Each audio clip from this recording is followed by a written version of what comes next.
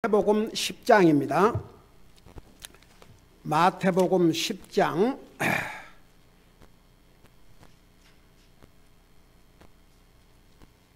14절에서 15절까지 두 절을 우리 한 몫으로 같이 읽도록 하겠습니다.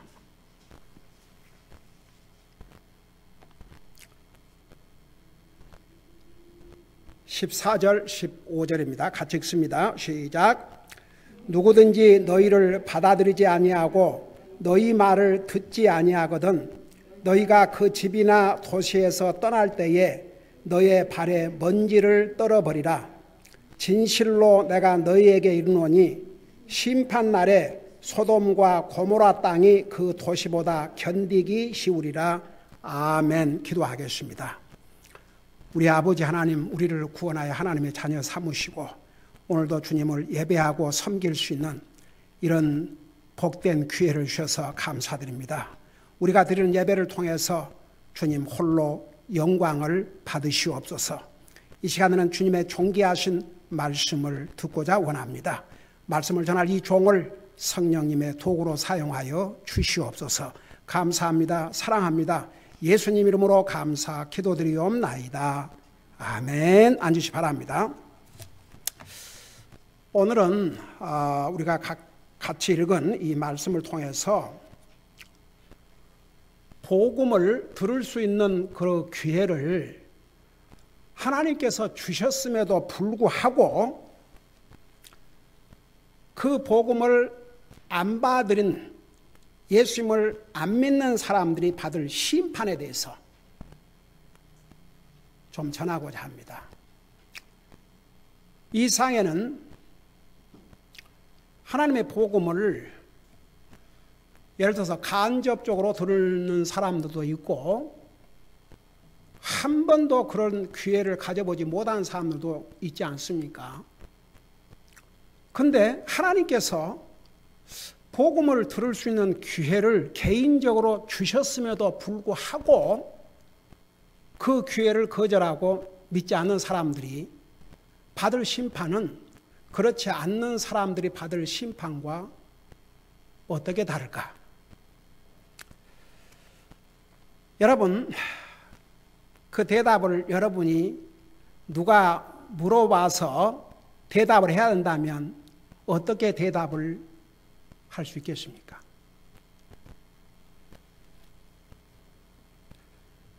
여러분, 우리 인생을 창조하신 우리 하나님께서는 항상 자신을 우리 인생들에게 알려주셨습니다. 우리 인류의 구세주가 되시는 예수님께서 이 땅에 오시기 전에도 계속 알려주셨고 또 하나님의 말씀이 기록되기 전에도 우리 하나님은 자신을 우리 인생들에게 알려주셨습니다. 우리 로마서 1장을 공부하면서 그 부분을 자세하게 설명했습니다. 혹시 기억하신 분 계셔요? 하나님의 말씀이 기록되기 전에도 하나님께서 우리 인생에게 하나님 자신을 지속적으로 알려주셨는데 두 가지 방법으로 알려주셨다고 그랬어요. 첫째가 뭐라 그랬습니까? 우리 양심을 통해서. 여러분, 하나님 안 믿는 사람도요, 사실은 하나님이 계시다는 걸 알아요. 왜? 그 양심을 통해서 알려주셨기 때문에. 제가 여러 번 그런 얘기 했지만 9/11 사건 때 평상시에는 하나님에 대해서 말 한마디도 안 듣는 사람들이, 여러분 하나님 안 믿는 사람일수록 욕을 할 때 무슨 이름으로 욕을 한 줄 아세요? 하나님, 예수님의 이름을 가지고 욕을 해요. 근데 그 9/11 사건 때 그 속에서 살아남은 사람의 간증에 의하면 평상시에는 하나님 이름도 얘기하지 않던 사람들이 그날은 들려오는 소리가 오 마이 갓, 오 마이 갓. 하나님, 하나님, 하나님, 하나님. 사람 다 알아요. 하나님 계신지. 제가 어렸을 때 그렇게 가뭄이 왔어요. 마을 사람들이 그 시골에 예수를 믿는 집은 우리 집밖에 없었는데 그 마을 사람들이 이렇게 어머님하고 어디 가다 오면 사람들이 그래요.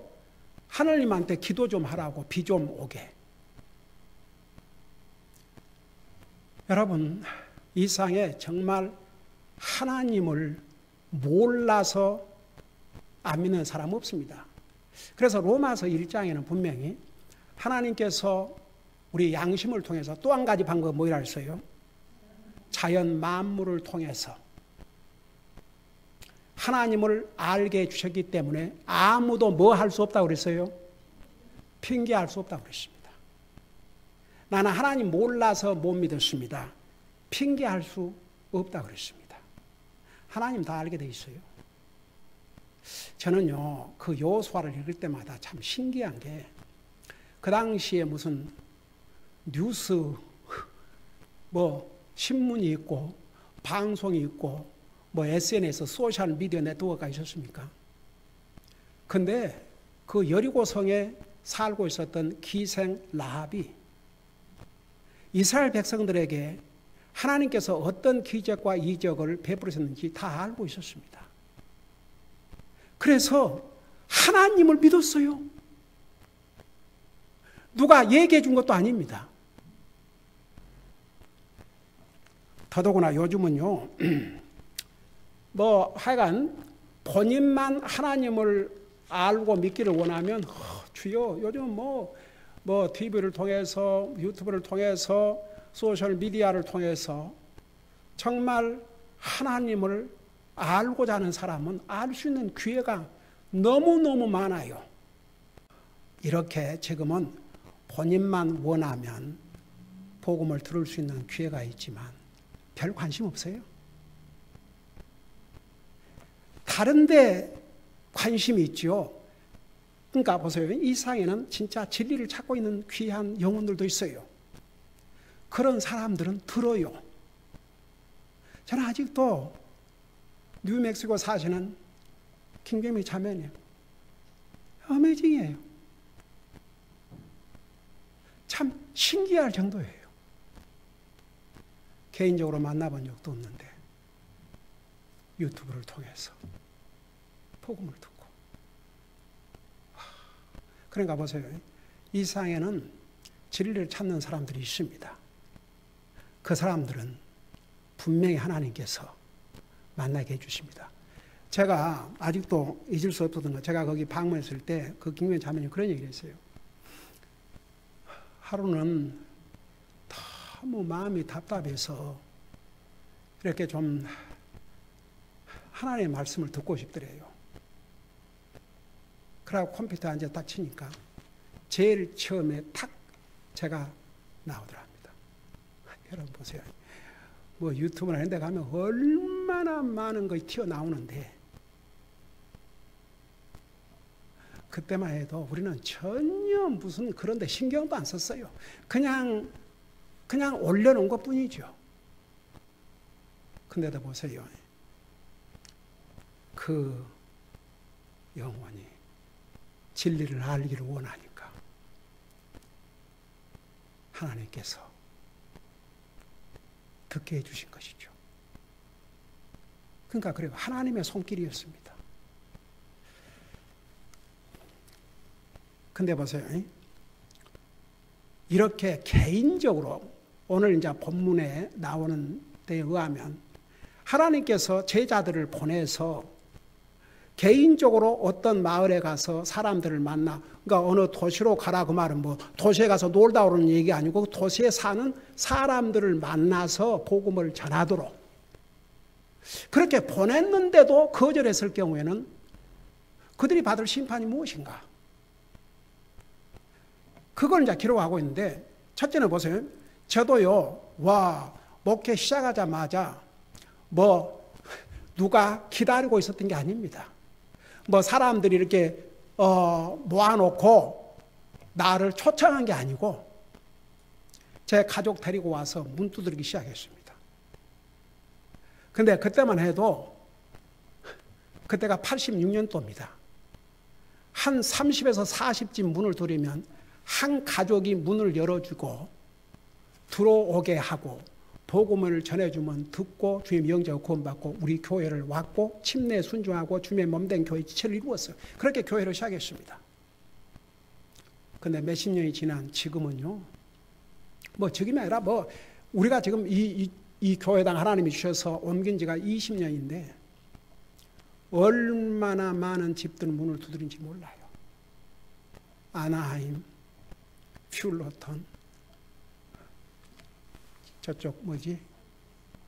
라팔마, 비엔나 파크, 사이프레스, 가든 그로브,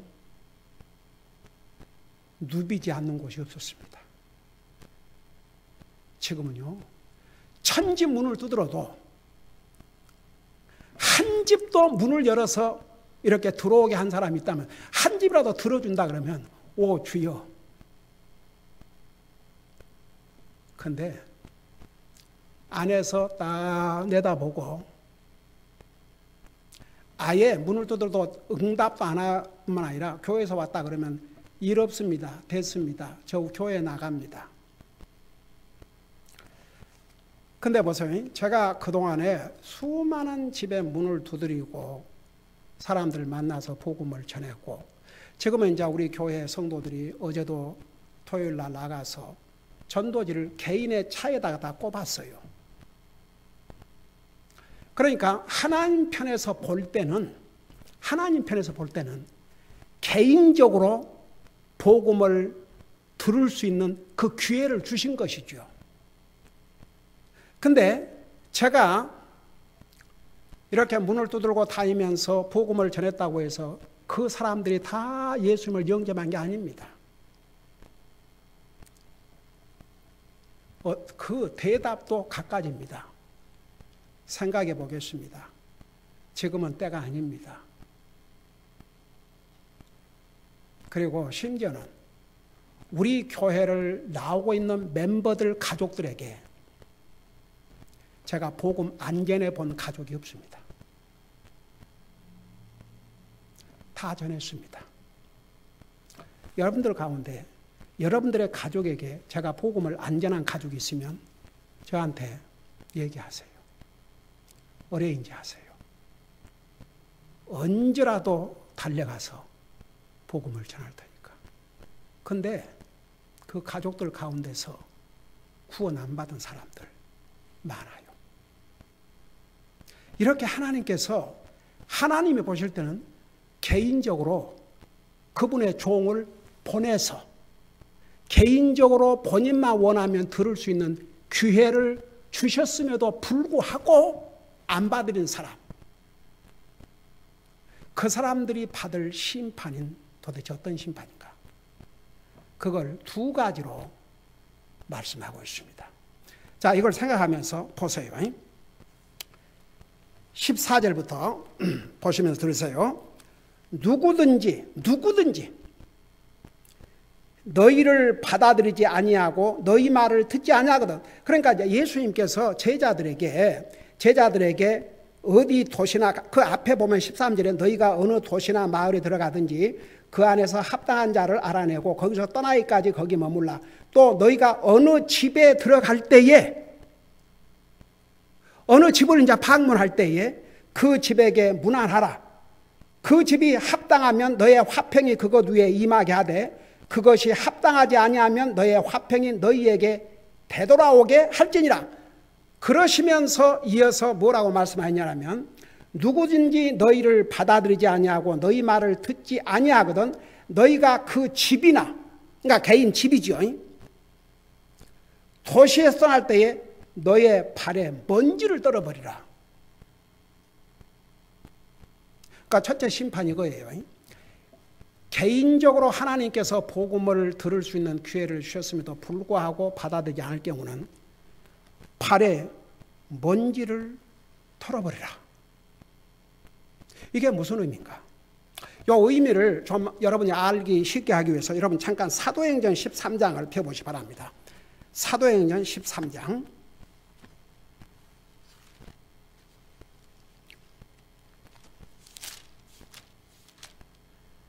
사도행전 13장에 보면 13장 50절 51절을 보시기 바랍니다. 지금 이제 사도 바울이 이 도시에서 저 도시로, 저 도시에서 또 이 도시로, 저 도시로 계속 다니면서 이제 복음을 전하고 있는 거예요. 근데 48절부터 보면 이런 내용이 기록되어 있습니다.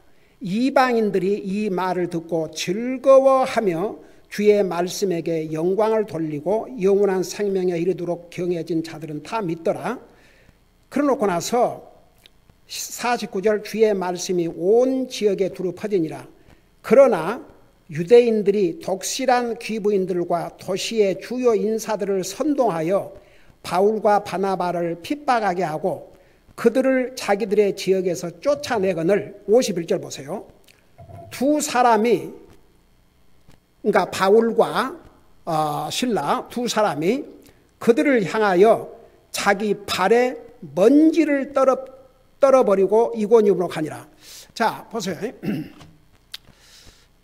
자, 바울 사도가 통역자와 함께 열심히 복음을 전하고 다니는데 그 복음을 받아들이는 사람도 있었지만 어떤 사람들은 완전히 핍박을 하고 다른 사람들을 동원해갖고 핍박하고 쫓아냈어요. 그러니까 바울 사도가 자기 발에 먼지를 떨어버렸다고 그랬어요. 그게 여러분은 어떻게 보입니까? 이게 어떤 여러분에게 의미를 주어요? 지금 바울이 화가 났다는 얘기입니까? 안 났다는 얘기입니까? 이게 진노의 표시입니다. 그리고 다시는 내가 여기 오지 않겠다.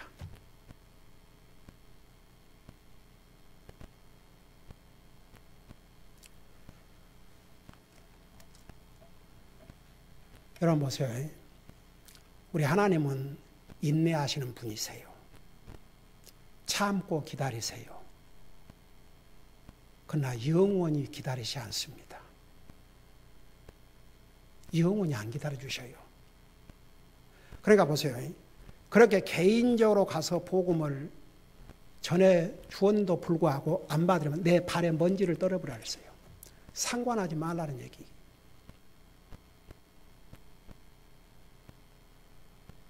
지금 사도 바울이 기분 좋게 먼지를 털은 게 아니에요. 진노한 것이죠. 하나님의 진노의 심판이 이제 그들을 기다리고 있다는 얘기입니다. 여러분, 요한복음 3장 36절에 뭐라고 말씀하고 있는 줄 아십니까? 요한복음 3장 36절 페이지 수로 167페이지 보면 아들을 믿는 자에게는 영존한 생명이 있으며 아들을 믿지 않는 자는 생명을 보지 못하고 도리어 하나님의 진노가 그 위에 머물러 있느니라. 그러니까 내 발에 먼지를 떨어버리라는 것은 하나님의 진노의 표시요. 다시는 상관하지 않겠다는. 그러니까 보세요. 저도 어떤 사람 전도를 또 하고 또 하고 또 하지만 너무 안 들으니까. 그 다음에는 저도 어쩔 수가 없더라고요. 제가 누구라고 얘기는 안 하지만 개인적으로 방문도 수없이 했어요. 하루는 아주 그냥 기분이 좋아갖고 그 간증한다고 그러고 그날을 하더니 느닷없이 교회를 안 나오는 거예요. 그래서 제가 수없이 찾아갔어요. 권면했습니다. 정말 구원받은 하나님의 자녀라면 주님의 몸된 교회의 지체를 이루고 주님을 예배하고 섬기는 삶을 살아야 됩니다. 저도 이제 나중에 하다 보니까 지쳐가지고 한동안 못 갔어요. 몇 년 만에 다시 한번 방문했어요. 아니, 이렇게 교회를 안 다녀도 마음에 아무런 뭐가 없습니까? 그런 거 없는데요?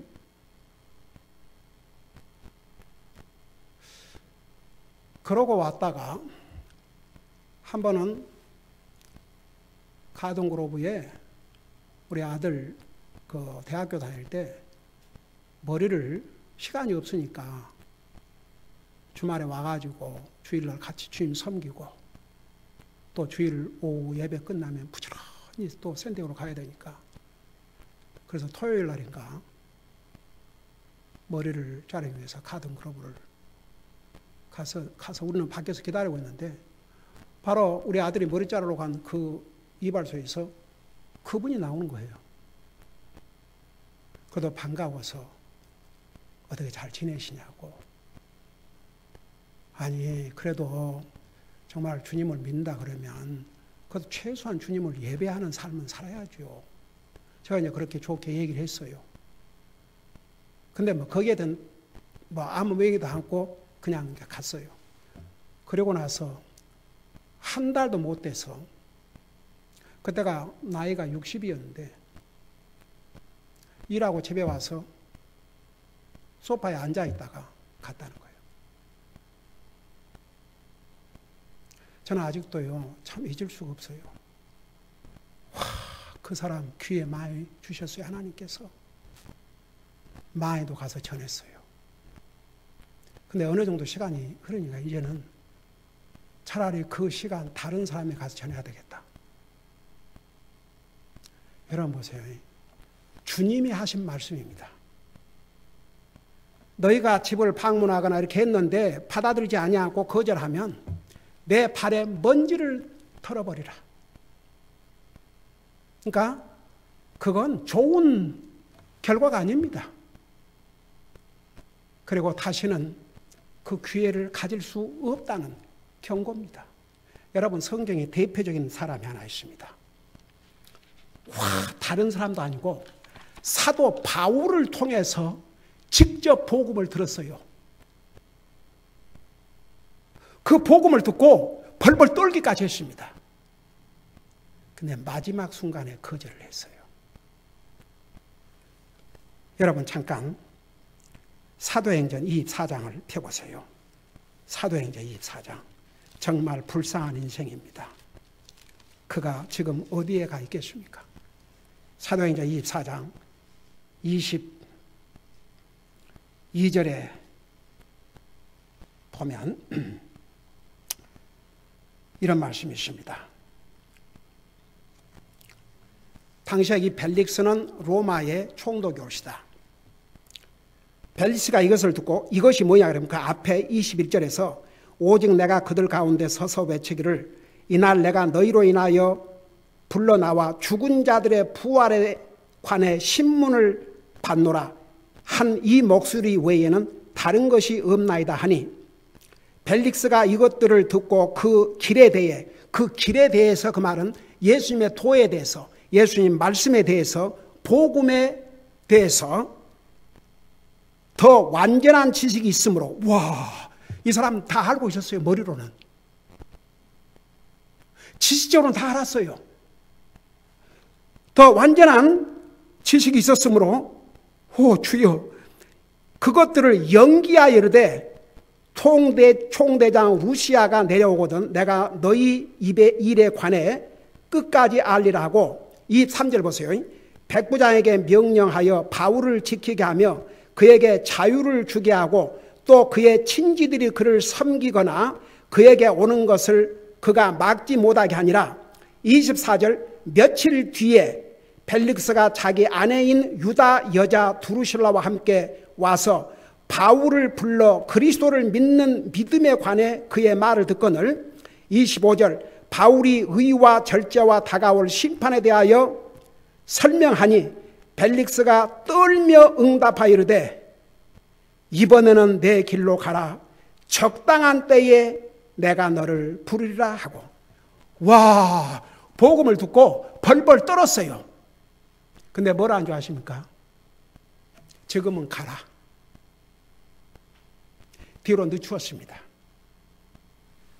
다시는 그에게 기회가 오지 않았습니다. 그 다음 절을 보세요. 또 바울에게 돈을 받고 그를 풀어주기를 바랐으므로 더 자주 사람을 보내어 그를 불러 그와 이야기를 나누니라. 그러나 2해가 지난 뒤에 보르기오 베스토가 벨릭스의 자리로 오매 벨릭스가 유대인들에게 기쁨을 주기 위해 바울을 결박한 채로 두니라. 그러고 떠났어요. 자, 보세요. 이 사라의 마음이요. 처음에 사도 바울이 복음을 전할 때는 벌벌 떨었잖아요. 그죠? 근데 나중에는 그런 마음까지 없어져 버렸어요. 도리어 바울을 방문한 사람들이 많이 오니까 그 돈을 넣어줄 거 아닙니까? 그렇게 해서 돈을 받고, 이 총독이라는 사람이. 그리고 그 자리에서 떠남으로 다시는 바울을 볼 수가 없었고, 그는 구원받을 기회를 놓치고 만 거죠. 여러분 보세요. 하나님께서 복음을 개인적으로 들을 수 있는 그 기회를 주셨음에도 불구하고 거절하면 첫째 받을 심판이 것입니다. 다시는 그 기회가 안 오고, 기회가 온다 해도 이미 마음이 이렇게 이제 냉랭해져 가지고 아무리 복음을 전해줘도 듣질 않습니다. 어떤 사람이 가장 복 있는 사람인지 아세요? 첫 번째 복음을 전해줬을 때 바로 듣고 받은 사람. 이 사람. 첫 번째 거절하면 두 번째 구원받기가 힘들어요. 점점 더 힘들어집니다. 그게 제 36년 동안의 목회 경험입니다. 문을 두드리고 전도하지 못한 목사들은 가질 수 없는 경험을 저는 직접 했습니다. 그리고 마지막 두 번째 심판이 뭐냐? 다시 마태복음 15장에 돌아가서 15절을 보시기 바랍니다. 15절에 진실로 내가 너에게 이르노니 심판날에 소돔과 고모라 땅이 그 도시보다 견디기 쉬우리라.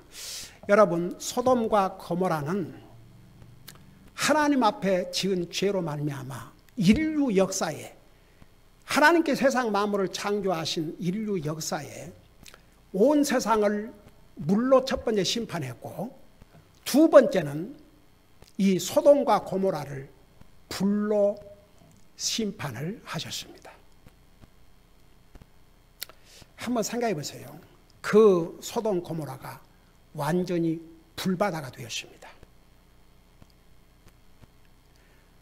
그 롯의 아내는 뒤를 돌아보지 말라는 이 경고의 말을 듣고도 뒤를 돌아보다가 소금 기둥이 되고 말았습니다. 한번 잠깐 이걸 상상해 보세요. 갑자기 하늘에서 유황불을 내리셔가지고 그 소돔과 고모라를 불태우는데 그 도시에 살고 있는 사람들이 산채로 불에 타져 죽는 거예요, 지금. 하면 그 고통을 잠깐 생각해 봐요. 산채로, 살아있는 채로 하나님이 내리시는 그 불에, 심판의 불에 타져 죽는 거예요. 금방 죽겠습니까? 사람의 생각으로 상상하기조차도 어려울 정도의 고통을 당하면서 타져 죽었겠죠.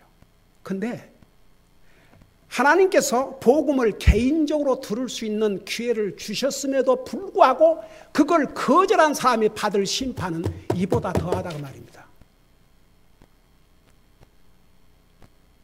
한번 생각 좀 해보세요.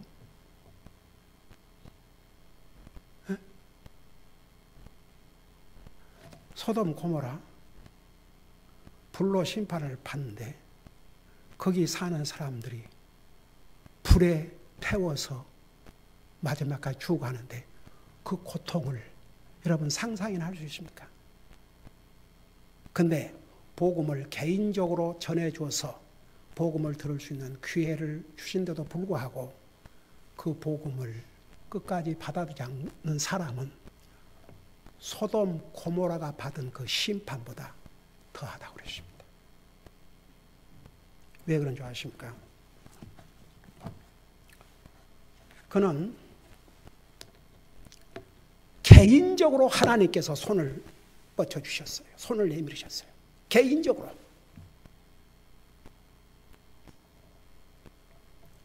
근데 거절했습니다. 그가 이제 지옥에 소돔 고모라같이 불타는 지옥에 가서, 지옥이라는 게 불타는 곳이라는 얘기예요. 그 불타는 곳에 가서 영원토록 고통을 당하지만 그런 기회를 갖지 못하고 지옥 간 사람보다 더 큰 고통을 당할 것이라는 것입니다. 여러분, 두려운 일 아닙니까? 여러분, 이 세상에는 정말 한 번도 복음을 들을 기회가 없어서, 그럼에도 불구하고 하나님은 본인만 알기 원하면 양심을 통해서, 자연 만물을 통해서 하나님 알 수 있는 길을 항상 가르쳐 주셨거든요. 그렇기 때문에 아무도 핑계할 수 없다고 그랬는데, 심지어 이런 기회를 주셨는데도 불구하고 구원을 안 받는다. 그 사람들이 받을 심판은 이와 같다는 것입니다. 얼마나 두렵고 가슴 아플 일입니까? 기도하십시다. 오늘 이 시간에는 여러분들의 가족들, 적어도 저는 다 복음을 전했습니다.